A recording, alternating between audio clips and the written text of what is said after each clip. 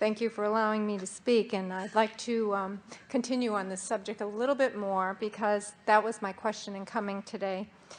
In your latest quarterly quotes, you actually made the statement that wars are created because they are satisfying something within large numbers of people, or it would not be. And I wonder if you could expound on that a little for us to give us clarity about that. Let's bring it down to something that's easy to get your thoughts around for a moment. So let's say that there are two people who have a disagreement that you don't understand that are arguing in the parking lot. And as you walk by, you hear their argument, but you are used to things going well for you. And so while you couldn't help but hear them, you wonder sort of how you even got there, you don't give it very much attention. But someone that you are with turns and hears them a little bit and says to you, wait up for just a moment. Now, your natural instinct isn't to get involved in something like this, but you have another intention, and that is to stay with the friend that you came with, or lover, or mate, whoever this person is. So while you do not have an intention to get involved in any argument, in fact, that's not the nature of you, you do have an intention to stay with this person who has other peripheral intentions. And so it turns out that the person that you're with has had a parking lot or two scuffle of his own and is only peripherally interested, so he just stops for a moment, and as he listens, he hears something that stirs something within him, and now he feels that he must take action because he can see that the big one is clearly going to beat up on the little one. And so as your friend now gets involved and now you're involved, now somebody else comes and somebody else comes, and before you know it, you have a whole lot of people that are sort of gathered around this issue that really did not have anything to do with the beginning of it, but the more you listen and the more you begin to talk amongst yourselves, the more you begin to take sides, and you can clearly see that this one is right, or you can clearly see that this one is right, and now because of your involvement with it over a period of a few days or weeks or months or years, it begins to feel very personal to you as you begin to really relate to the issue. And so you get these things activated within yourself. And so that, in a very scanty way, is exactly the sort of thing that escalates into these culminations that evolve into world events. Mm-hmm.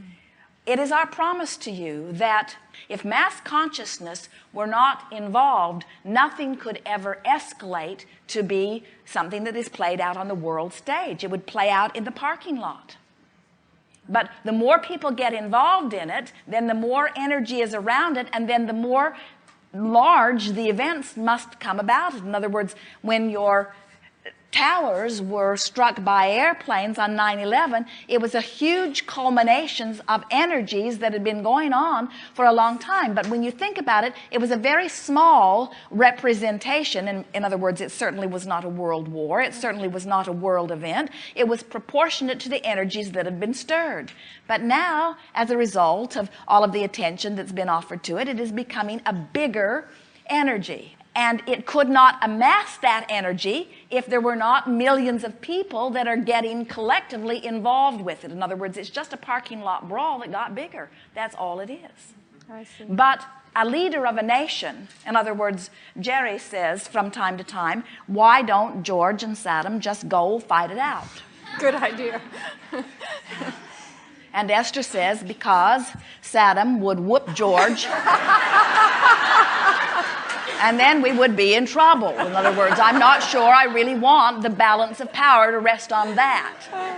We will start choosing our presidents with different criteria if that were the new rule of the world. So that's why the two statements that we made earlier, we really want you to hear both of them. One, there will always be war, whether it's in a parking lot or it will be as big as you choose to participate within and give power to it. Mm-hmm. But second, well-being is always the dominant energy. Mm-hmm. And so you speak it in terms like the pendulum is swinging. And we say, don't make someone else's parking lot brawl about you.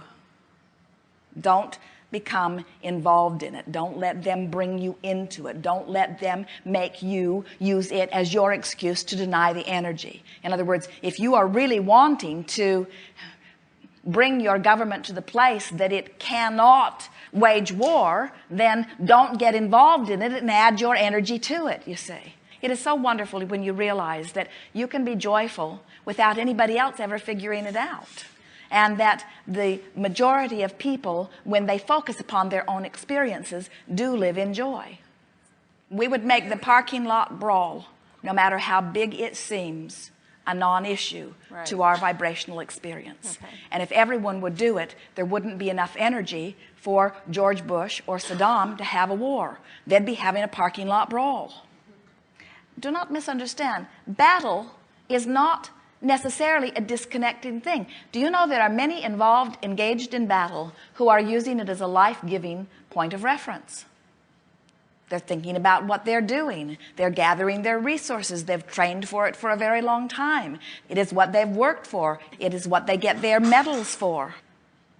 In your variety, even when you are very little, you put your teams together and you give your teams different names, and you hope that your team will win over this team. And there are those who play the game, and there are those who sit on the sidelines and cheer. And then the winner is given the reward. In other words, it's sort of all part of the contrast, part of the experience, part of the exposure, part of the clarifying, part of that which is life, you see.